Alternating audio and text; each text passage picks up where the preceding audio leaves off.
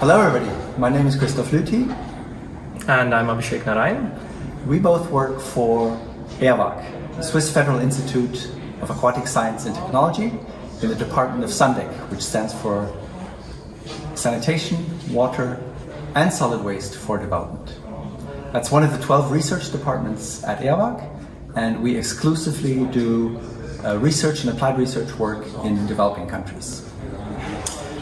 In this video we're going to show you what the paradigm change in citywide inclusive sanitation is all about and introduce you to some of the principles of the CWIS concept. Well, before doing that, let me ask you a question. What do you think is the one invention that has saved the most number of lives in human history? Some of you are probably thinking about vaccines, especially in light of the ongoing pandemic. And some others probably about parachutes and lifeboats. Well, they've definitely saved a lot of lives, but the one invention that has saved the most number of lives is nothing but a toilet. That's why citywide inclusive sanitation is extremely important, because there are 2 billion people still lacking access to improved sanitation facilities. And CWIS is the new paradigm shift that is looking beyond just toilets as a solution, but also thinking about the entire service chain of toilets, containment systems, transport, treatment, and then end use. Well, CWIS is also about equity, about how to not leave anyone behind and how the poor don't pay more than the rich. CWIS is also about environmental health, which means the concern is not only on public health, but also that we don't discharge untreated waste into the environment. So there's a lot more to unpack about CWIS and why it needs comprehensive planning and why it needs the private sector involvement and why it needs to constantly think about contextualized solutions and resource recovery. To talk about this and more, we're going to take you through some case studies from the stakeholders across Sub-Saharan Africa and Asia. Hope you enjoyed. Thank you.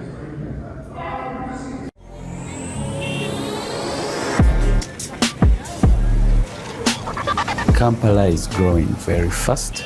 Huge influx of people coming into the city, many informal settlements. It's quite difficult to plan and ensure quality service delivery for such a population. But what is important is to make sure that we have priority in terms of focus.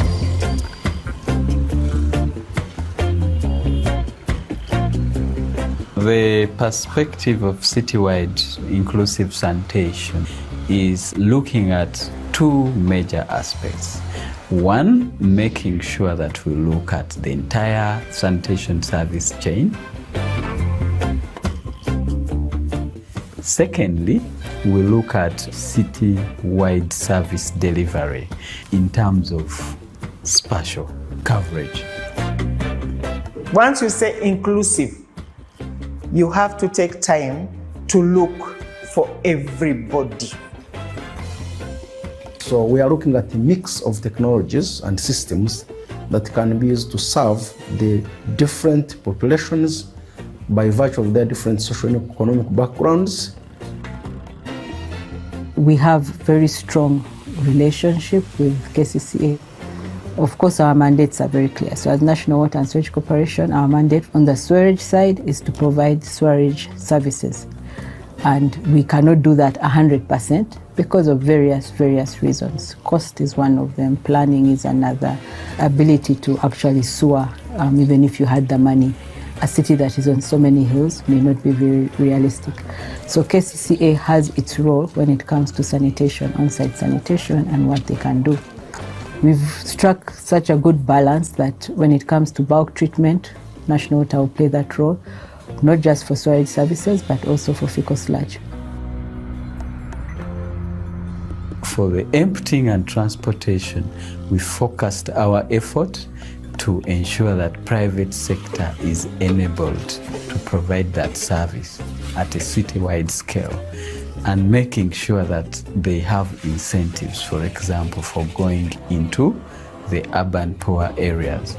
And some of these are not monetary, but basically promotion, moving with them into communities, promoting their services, putting up a dedicated call center which connects communities to the private operators. The strength is that we have a strong regulatory body, Kampala Capital City Authority. They have developed very clear enforcement policies, and also they develop standards for the toilets. I consider myself as both an engineer and a business person because sludge is gold, and if well handled and be reused as charcoal, briquettes for heating, as manure, it can be also used as biogas. We are there to facilitate, to support, for example, the private sector that we're passionate about, because without supporting the private sector, we won't be able to sustain the sanitation services. The good thing with NGOs, we have the space and liberty to try out things that work. If they fail, we abandon them, but we have that flexibility to pilot, to try out new things. So that gives us an edge over maybe government. We have a national sanitation working group, and in this national sanitation working group, all these sectors actually represented. We have the academia, we have the private sector, we have the NGOs, we have the government, we have the National Water and KCCA. So there is a plan, the sanitation master plan, and the main actors work together. It's a platform for sharing and showcasing your work. It's also a platform for learning. We learn from each other.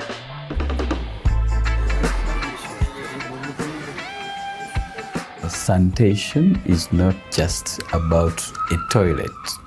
Sanitation is a health issue, it's a development issue, it is an equity issue.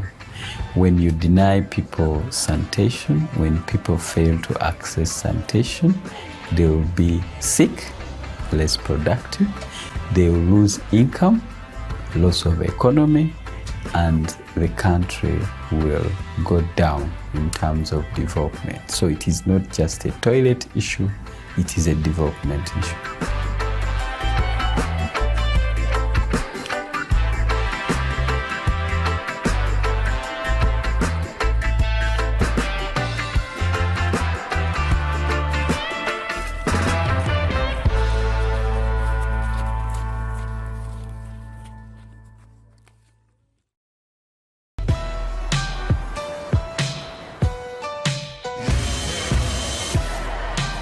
Historically, Kathmandu is a very important city.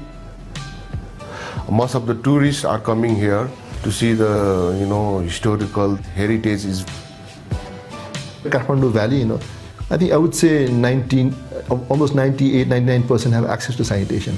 But if you look at our rivers, it's completely polluted. Everything that is seaward or non-seaward ends up in the river. So that's the status.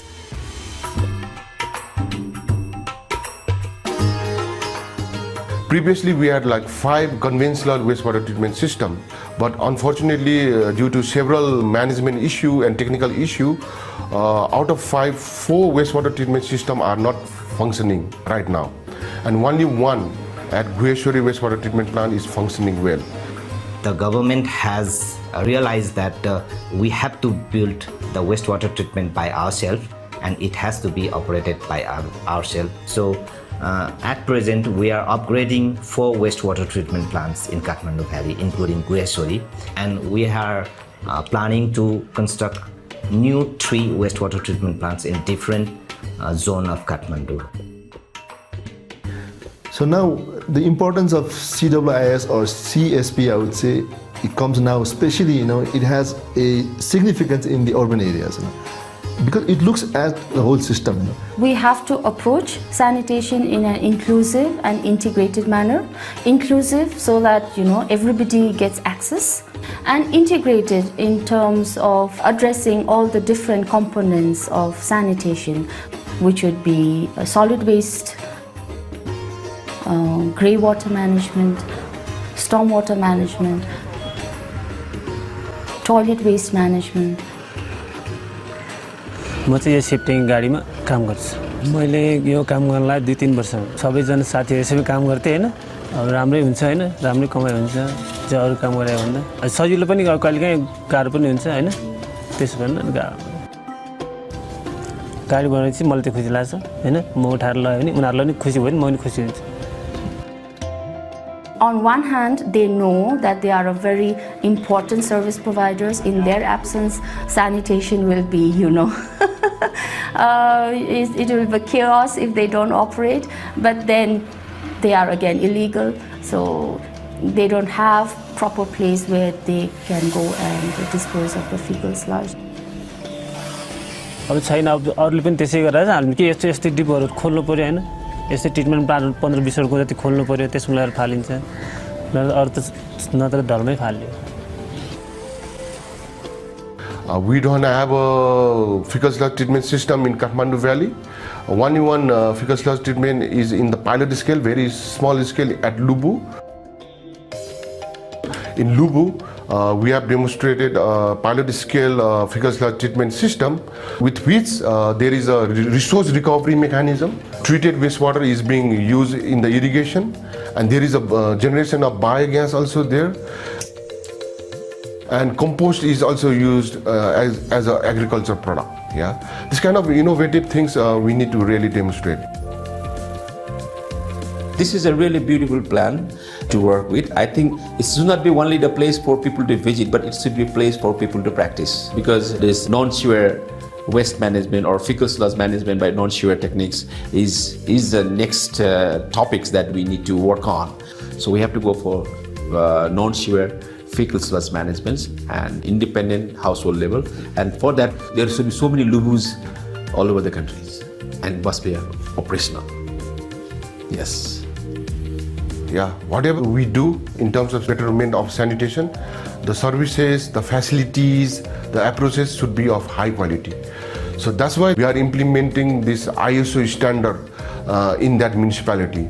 This is ISO is called ISO 24521 ISO standard, which is about fecal sludge management service, how to deliver a good fecal sludge management service at the local level. So this kind of new approaches, new innovation, new projects are coming, which will contribute to the better sanitation condition at the city level. Every citizen of Kathmandu Valley and every citizen of Nepal should think, after I flush the toilet, where does my wastewater goes? Yeah. If we think, then we will understand how it is causing the problem in environment, in the public, and it's also linked to the economic development, and it's also linked to the tourism and so on. So my message to the people is, let's think about sustainable sanitation, safe sanitation, and dignified sanitation.